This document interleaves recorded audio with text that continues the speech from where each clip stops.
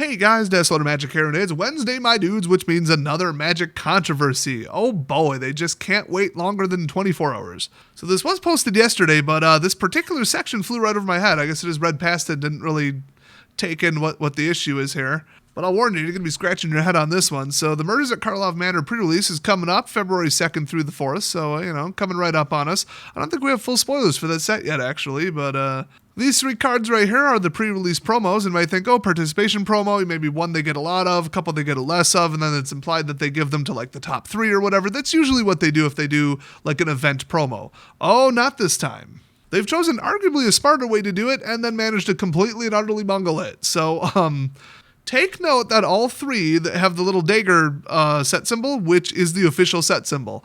And these are standard legal, so they are part of the set, but they're promotional. You can only get them at the pre-release. Here's the fun part. Let me just read what they wrote. Each pre-release pack, and spoiler alert, they used the word pack incorrectly and confused everybody, will contain one of three promos in additional to the traditional foil year-stamped promo card. These additional traditional foil promos are standard legal, but cannot be included in players' sealed deck during the event, which they actually put that last part in bold, and I don't know, didn't register it. Whatever. Players can still use their year-stamped promo, obviously, in their pre-release sealed deck, but not these three. That's going to confuse people if the staff doesn't remember to say that, or if the staff doesn't know. I think, if you got a room full of 40 players, one of them will have heard this. So if you go to one, inform everybody, even tell the staff ahead of time, hey, remember to tell people not to play these three cards. Otherwise, boy, somebody does a build around on these, and they would. They're powerful. They're going to have to rethink their deck and take a game loss, and I don't even know. They're setting this up to be a mess. Also, like I said, the way they wrote this was each pre-release pack will contain one of three promos. Is there anyone out there who doesn't call it a pre-release kit, as in a box full of one promo plus 6 boosters, typically? And then the boosters are called booster packs. So a pre-release pack, I think even at the distributor level, they don't call it that, because they have instead of booster box, they call it a booster display. There are these official terms for the products. I don't think pack is one of them. Maybe I'm wrong. I was never a WPN location at my store, so I never ordered them. Now, let's see if you can spot the issue here. I think I already mentioned it, because it's obvious to some people. So we got Melik Reforged Researcher, Legendary Creature, Weird Detective. It's a 5 cost. Melik Reforged Power and Toughness are equal to twice the number of instant and sorcery cards in your graveyard, which in those colors might be higher than normal at a pre-release. Otherwise, usually you'd go pretty creature heavy, but okay. And then the first instant or sorcery spell you cast each turn costs 3 less to cast. Okay, that's insane. That is completely bonkers. Boy, you pull that at a pre-release, which now you effectively have a 1 in 3 shot at, you are going to absolutely dominate. Except not really, because everybody else will have it, or 1 in 3 people will have it, or whatever. But let's move on to Tomic, Wielder of Law. So he's a 3-cost black-white 2/4, not flying despite the image, and Legendary Creature Human Advisor, Affinity for Planeswalkers. So it costs 1 less to cast for each Planeswalker, so it can be reduced by a total of 1. Flying and Vigilance, that's pretty good. Whenever an opponent attacks with creatures, if 2 or more of those creatures are attacking you and or Planeswalkers you control, that opponent loses 3 life and you draw a card? This is literally Isperia, but meaner. I might actually rethink my entire commander deck. The Don't Attack Me or You're Going to Regret It deck, which is the most hilarious commander deck I have ever played with, and I love it. So, yeah, you're just outdrawing them 2-1 while defending in the air. This card's bonkers at a pre-release. I obviously don't have a very good feel for the power level of this set as a whole, but it can't be that high. These are mythic for a reason. So then we've got Voha, I guess, I don't know, Voja, who knows, Jaws of the Conclave. So this is 3 color plus 2. I don't know about that. So 5 cost, okay, fine, but 3 color, that's a little rough to pull off. Even 3 color Pirates was the last time I did it at a pre-release, so you can imagine when Ixalan came out. So 5/5, Legendary Creature Wolf, Vigilance Trample Ward 3, so he ain't going anywhere, and he could block and get past. That's nuts. And then, whenever he attacks, put X/1/1 counters on each creature you control, where X is the number of elves you control. Okay, draw a card for each wolf you control. What? It doesn't even say each other creature you control. You can run this guy in a vacuum. This is like commander grade. This guy's insane. So a lot of people would see these and think, no, they can't possibly be giving people a 1 in 3 that'll be legal, and then they go back and read that line. I mean, I didn't because I just skimmed the whole thing and whatever, didn't have time to make a video. Because I was making that other video, but, well, that didn't stop everybody's favorite MTG creator, Saffron Olive, from tweeting out about this controversy. And I was going to read it in his voice, but I can't. I have this really weird blood disorder called having testosterone molecules in it. Anyway, he wrote, promos that you can open in your pre-release packs, kit, by the way, but are not legal to play in pre-release are so awkward. Melik is a pretty sweet fling card, though. Yeah, he would. He would be thinking, let's fling it. Yeah, people hate the card fling. Shut up, Saffron. You don't know what you're talking about. Mark Rosewater responded, the reason is there are only 3 and the cards are powerful. If we let players play with them, everyone would. It would greatly warp the pre-release and make it less fun. Holy hell, Mark Rosewater once again dropping facts, he does it once in a while, and actually cognizant of fun, which once every epoch, Wizards comes out and says, yeah, we did actually consider fun in this one, in this card design, in this ban decision, in this whatever.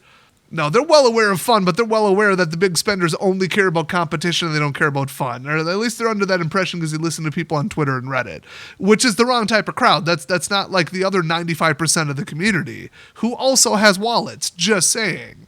That's why they cater to tryhards, pro wannabes and net deckers. The people who actively are annoying and abrasive and don't bring any community members or friends. They just show up to F&M, wreck everybody's good time, and actively drive customers away from the game. That is who they're catering to, in case you weren't clear on that. I wonder why they assured them that they won't ban their net decks more than once a year, and then cranked up the power and complexity level to something nobody is comfortable with in the, intro format that you introduce people who are new to the game to. Very, very bad sequence of decisions in the last 3 years that have led to the place they're at now where more than half their customers have left.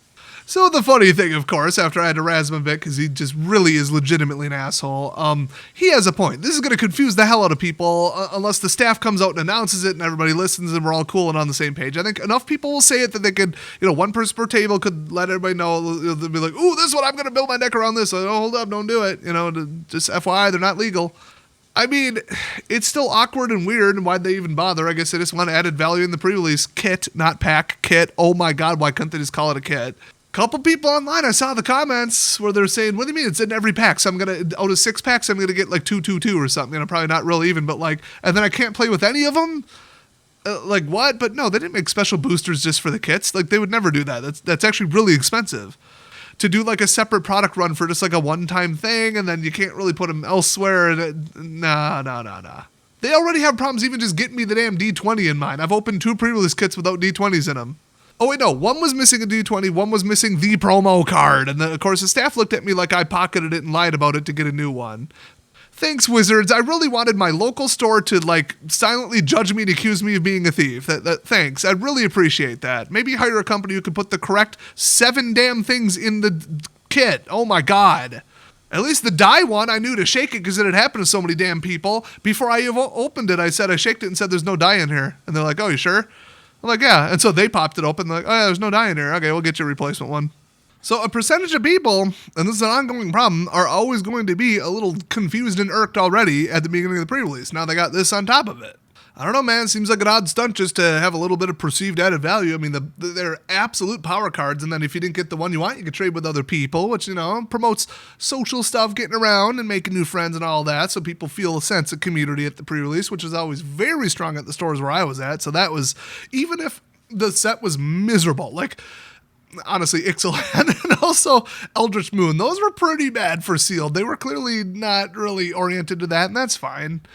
We still had fun because people are still making jokes and talking to each other, meeting new people and trading Pokemon and paying the 13-year-old $1 to go get us some McDonald's across the street. Way cheaper than DoorDash and all that. Yeah, child labor. Very underrated. So I mean, it's about the people but not the cards. But if the people start getting pissed off because, oh, mine was defective, mine's missing a promo, mine's missing a die, oh, what's this card? Oh, I built my deck around it. Oops, I forgot. I can't build my deck around this. You're going to potentially start having a real bad time at that event. Now, the last thing I think I didn't mention yet is, did you notice that Mark didn't actually address what he was saying? He just totally deflected and he does that a lot. So the Man Bun Commander himself basically said, hey, this is, going to be awkward. Like, having them be able to be opened but not playable is awkward and confusing, a bad experience for players, paraphrased. And then instead of addressing that, Mark goes, oh, well, the reason they're not allowed is because they're really powerful, and it would ruin the event. I don't remember the original tweet saying, these are totally not too powerful and we should be allowed to play with them. It's not what he said, dude. Now, I suspect that just about every response to that tweet is eventually just going to be, hey, we didn't say they weren't too powerful, we just said it was a bad idea that's going to confuse people. And it's usually when Mark, either makes another excuse, deflects, gaslights, whatever, or just disappears and doesn't engage because he knows he's wrong. Well, okay, he knows he's right, it's just what they did was wrong and stupid and bad design. Well, this wonderful exchange just popped up on Reddit, and really just the topic of, oh, these aren't legal, okay, that's odd. And yeah, a lot of the replies are on the same page, it seems. I can't believe it. I really got up my game here. These people are being snarkier than I am. And I'm like the king of snark and sarcasm. How dare they? So somebody pointed out that all three of them say pre-release on the bottom because that's the type of promo they are. And that is the event you are not allowed to play them at. That is the only event you're not allowed to play them at. Because they are standard legal and legal in every other format pretty much. Nobody mentioned the one question I have, can you pull these cards out of regular boosters? Are they pre-release exclusives or alternate art or like what's going on here?